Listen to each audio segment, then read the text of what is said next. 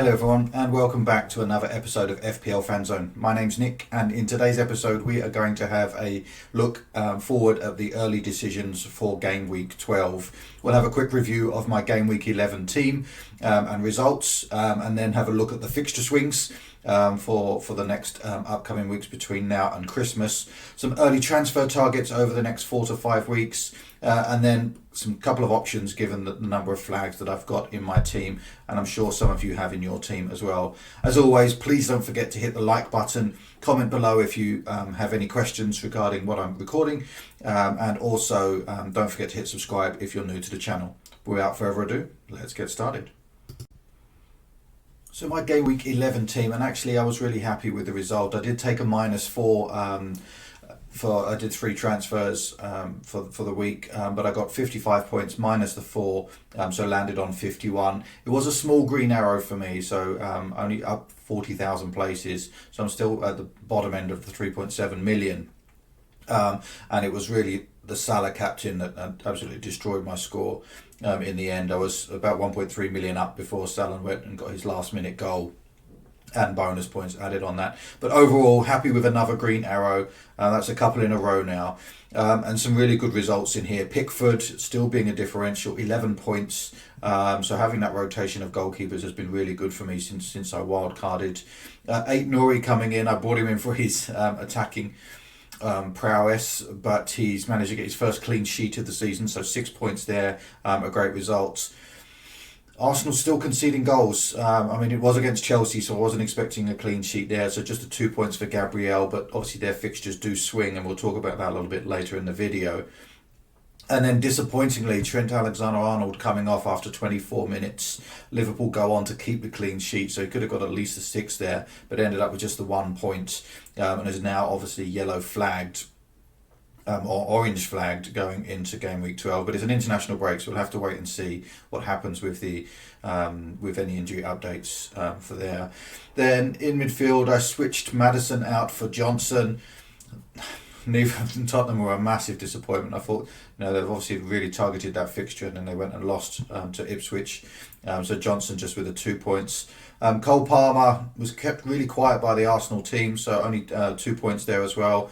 And Bremo returned again with a 5-pointer for me, and then Semenyo just with 2 points as well. So my only other option in midfield was Rodgers, who was playing away to Liverpool.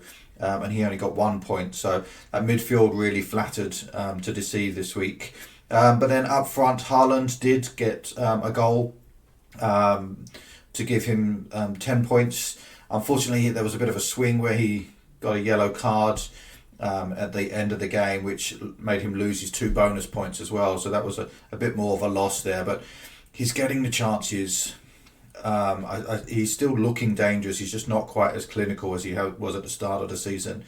So yeah, still don't know what to do with Haaland, but at least he's getting back in the goals. I know he scored in the first international game during the break, so he's finding his form again. So hopefully I can keep him for a little bit longer, because I have a few other headaches in the team.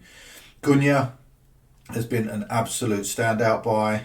Brought him in for he got a 12-pointer. So that's as much as Calvert-Lewin's got in the last 5 game weeks since I brought him in. Cunha's done in 1 week, which is great. And then Chris Wood just with the 2 points this week and got a tougher run of fixtures coming up. So while he's been a standout for me, he may be a future transfer out.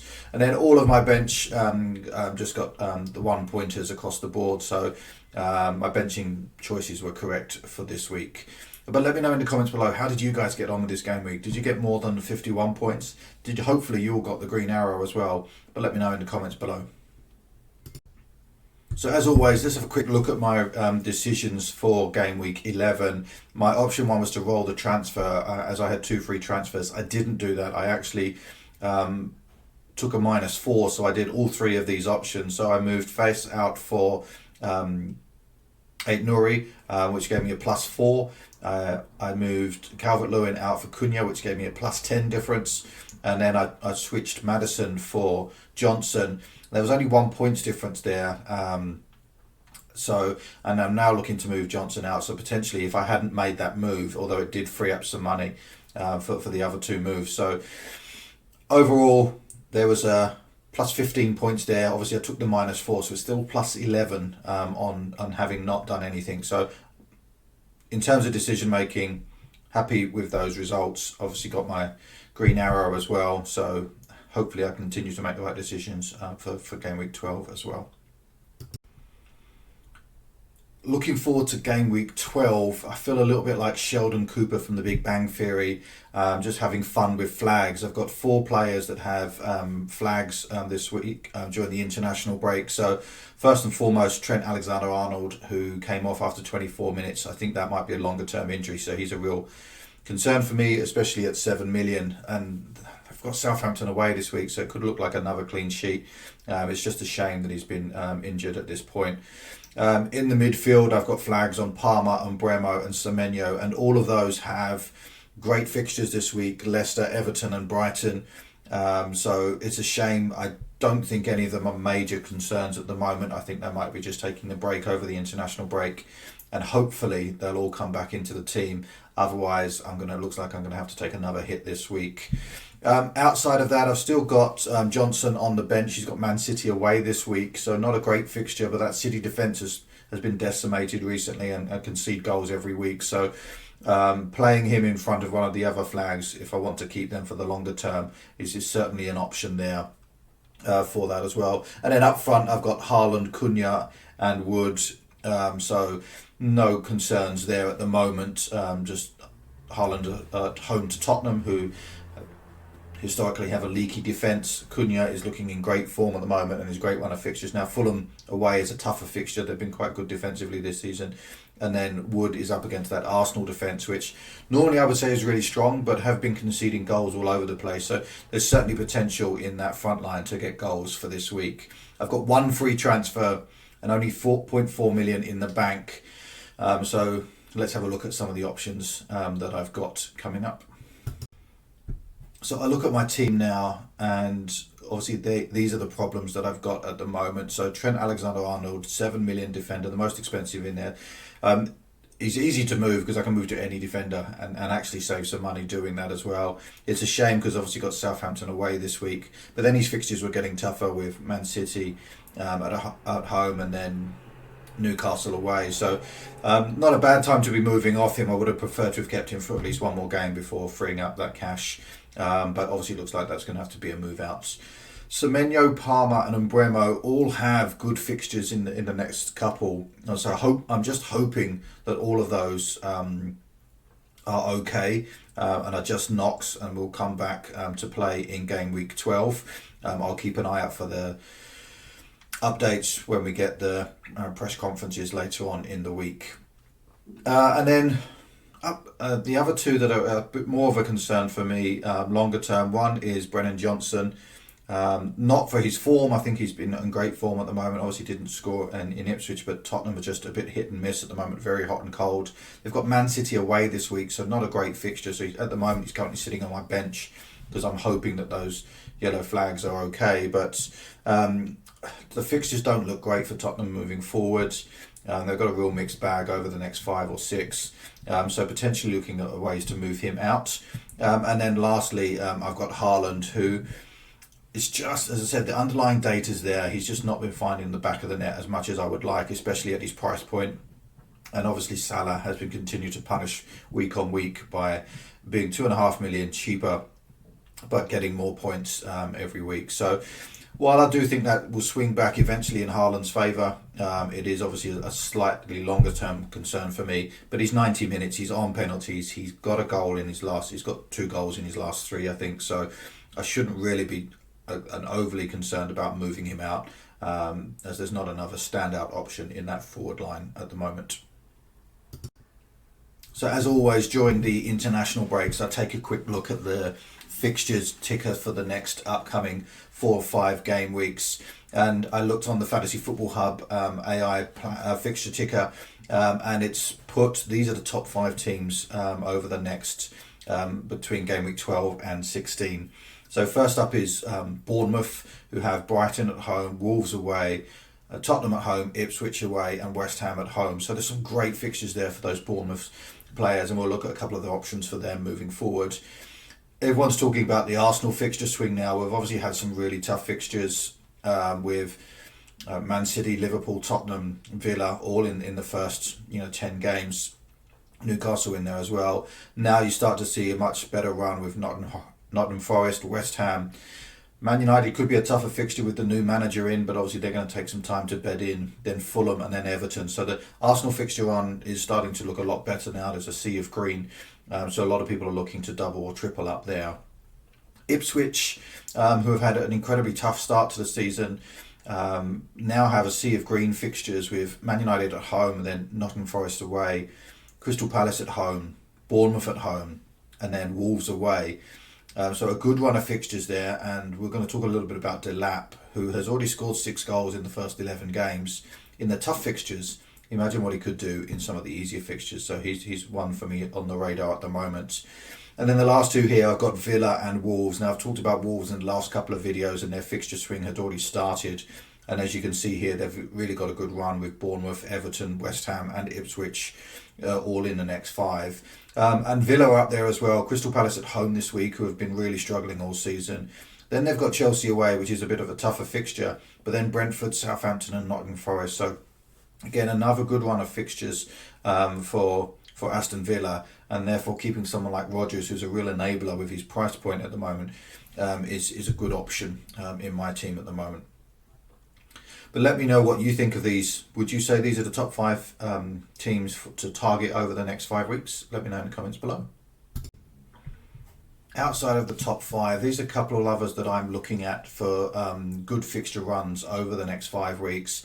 The first one that caught my eye was Brighton, who've got Bournemouth, Southampton, Fulham away, Leicester away, and then Crystal Palace at home. So it's a good run of fixtures there, not facing any of the top 6. I think it's a good run of fixtures. João Pedro's just come back. That Brighton defence, which has been not great all season, could have an opportunity to pick up a couple of clean sheets, and there's some good bargains in there as well. Newcastle is starting to find a little bit of form, and their fixtures are changing as well. So West Ham and Crystal Palace up next, both of them with leaky defences and not really strong attacks at the moment. Then they've got Liverpool at home, and then following on from that, Brentford and Leicester. So again, another good run of fixtures for that Leicester. For that Newcastle team. And I've got a couple of their assets in mind in terms of Gordon or Isak, depending on some of the moves I'm looking at. Chelsea is another one. I already brought Palmer in for this particular fixture swing. Leicester, Aston Villa, Southampton in the next 3. Then Tottenham away, but again, leaky defence, so some options there moving forward. And then Brentford away. So their fixtures look good in the long term as well, not just over the next 5, but over the next 10, I would say. And then last on here is a bit of a differential. Now, certainly not over the next 2 of Newcastle away and Arsenal at home. But then after that, West Ham finally get a bit of a break and a bit of a fixture swing with Leicester, Wolves and Bournemouth. And that green run continues right up through the Christmas break. So having someone like a Jared Bowen could be great from game week 14 onwards. Might be a little bit early now, but Bowen can score in any fixture. I just think that from game week 14, those West Ham assets might become a little bit better, and of course they may have a new manager by then if they carry on with their current run rate, but let's wait and see. Any of these teams here or anyone that I've missed that you'd like to have a look, who think the fixtures I should be targeting, let me know in the comments below. So now that we know that the fixture swings and the teams that have some of the easier fixture runs coming up, let's have a look at some of the watch lists that I've got over the next 5 game weeks. Now, I've not put in the obvious choices here in each of these categories, but in defenders, you can look at the likes of Kanate, you can look at Gvardiol, you can look at the Arsenal defences like Gabriel, Saliba, of course, as on that. But these are more cheaper options as well, and based on those fixture tickers, you've got Kirkes from Bournemouth, you've got Adina from Villa, you've got Hall from Newcastle. Aitnor is already in my team, but again, their fixture run looks amazing for Wolves. And then a real differential is Estupinian at 0.6% owned at the moment.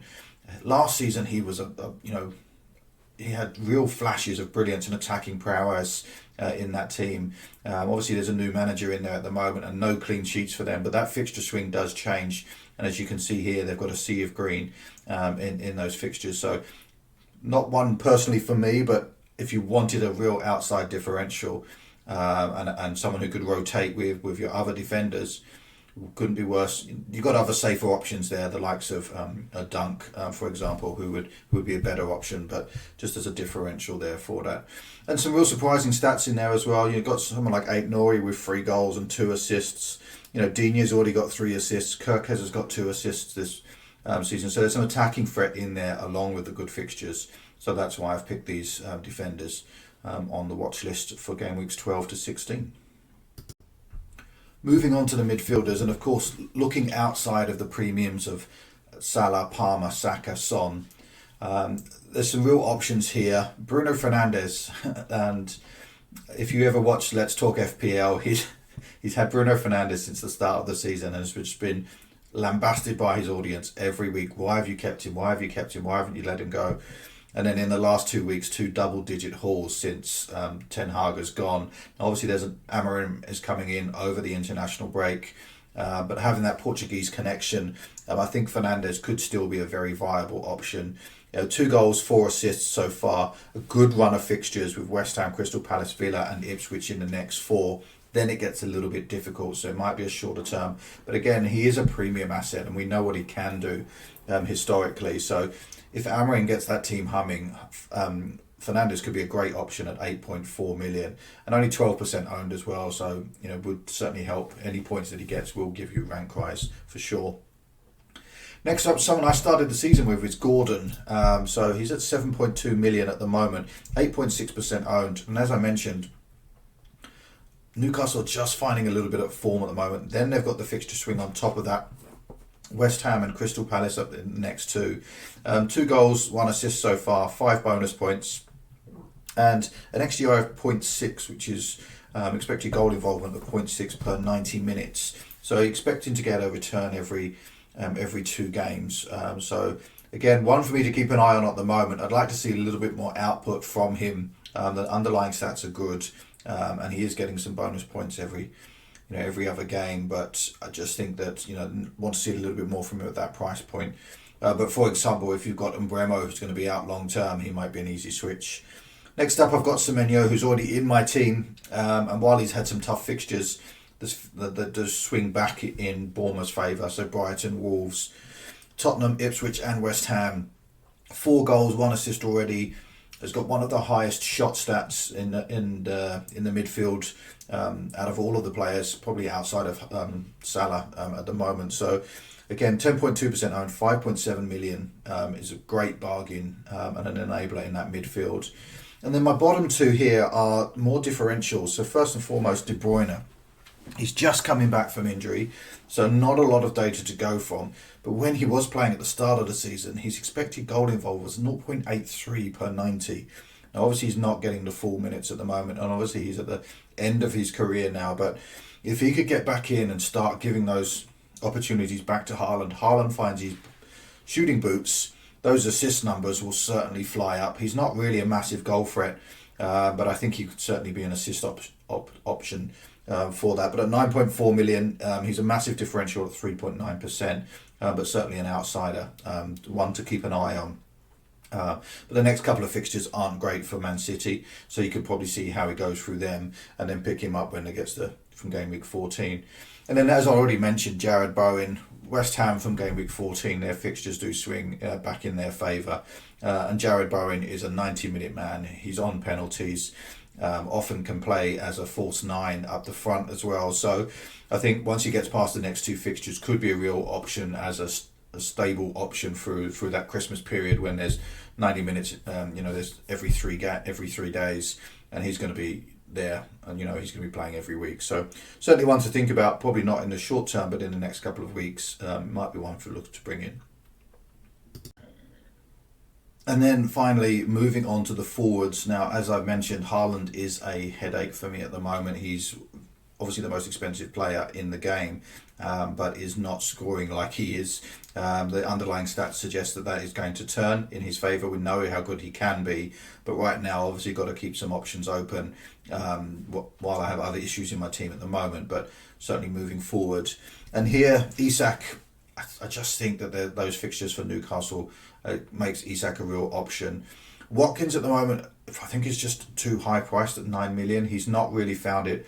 But again, if you look at that fixture run, Crystal Palace outside of the Chelsea game, and then Brentford, Southampton, and Nottingham Forest, there are opportunities for Villa to go and get goals. I just think that they've not quite been as good as they were last season, and especially with the European games coming in, and then the extra Christmas fixtures as well. He's also got Duran there who can come on and taken away some of his minutes. So Watkins is certainly one to watch, but not one I'll be bringing in the short term.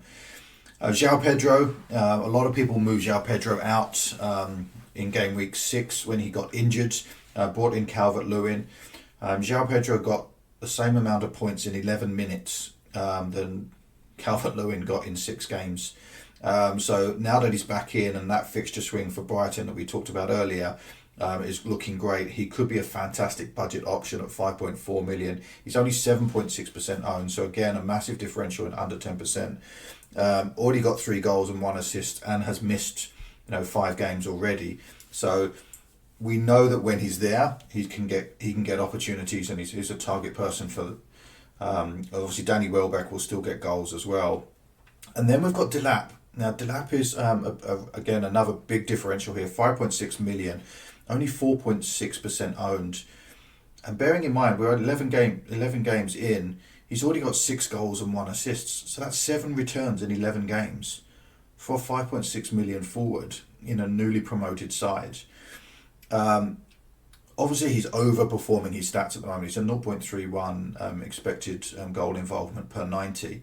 But if he's done that over the difficult games, and then you look at their run of fixtures coming up, I think they're second on the, or maybe third in the fixture ticker list. He could be a real opportunity to go cheap and to get you consistent points, or even as just a bench rotation option. And then lastly, Cunha, who I think in the last 4-5 games has got goals and can returns on that. So I brought him in last week for his 12-pointer. But again, looking at his fixtures moving forward, he's already got 7 goal involvements in the first 11, 13 bonus points in the first 11 games. So again, he's a real bonus magnet as well. So I just think that he's a must-have in my team at the moment. I'm glad that I brought him in last week. But is there anyone that's on your forward watch list? As I said, moving Haaland down to any of these doesn't really feel like a massive upgrade at the moment. So therefore, Haaland staying in my team for the short term, but certainly need to keep an eye on that because that price point would free up a huge amount of opportunity elsewhere in the team. So early thoughts for game week 12. Of course, we've still got another international game to go, and press conferences to come before game week 12 starts. And of course, the first option is, as always, is to just roll the transfer. But unfortunately, I've got 4 flags at the moment. So unless all of them come through that, and certainly don't think that Trent will, as you'll notice in each of these options here. So I certainly will be using that. Most likely, option 2 is just to move to downgrade Trent. The premium options there, Gvardiol and Konate. Both of those obviously free up some money. I've also put Dino there as well, and I could free up even more money and go down to someone like a Lewis Hall or a Kirkes, just to bring up some more money available for that midfield upgrade. And then the second option is if Palmer is out, obviously that's a concern because then I've got 2 of my premium assets in Trent and Palmer out. I would move Trent down to Konate and then Palmer up to Salah. And that would obviously just allow me to capture the Southampton game this week. And then if all of my others yellow flags do come through okay, so Umbremo, Semenyo and Palmer all come through and are ready to play for game week 12, and then, or none of them are serious and I think they'll come back for game week 13, then I'll probably keep them in. And then there's an option to move out Johnson, who has got Man City away this week, and then bring in someone like a Bruno Fernandes if I downgrade. So I'd take Fernandes for his next couple of fixtures while he's in the good form, hopefully with a new manager bounce, and there could be an opportunity there to grab some points on that as well. But again, all of this could change. There could be a major injury to someone else in the team that comes during the international break. So like always, I will hold off till closer to the deadline, till after I've got as much information as possible. But these are my current options and early thoughts for game week 12. Once again, a big thank you to everyone for watching, and thank you for watching FPL Fanzone. Please don't forget to hit that like button. Click subscribe if you're new to the channel, especially if you've got this far in. A big thank you, and hit that notification bell for upcoming videos. There'll be a few more this week. We're going to have a look at the Haaland versus Salah dilemma, and we're going to go deep dive into that as well. And then we're also going to do a wild card for those that still have it available for Game Week 12. So again, thank you very much for watching FPL Fanzone. I'll catch you later in the week, and may all your arrows be green.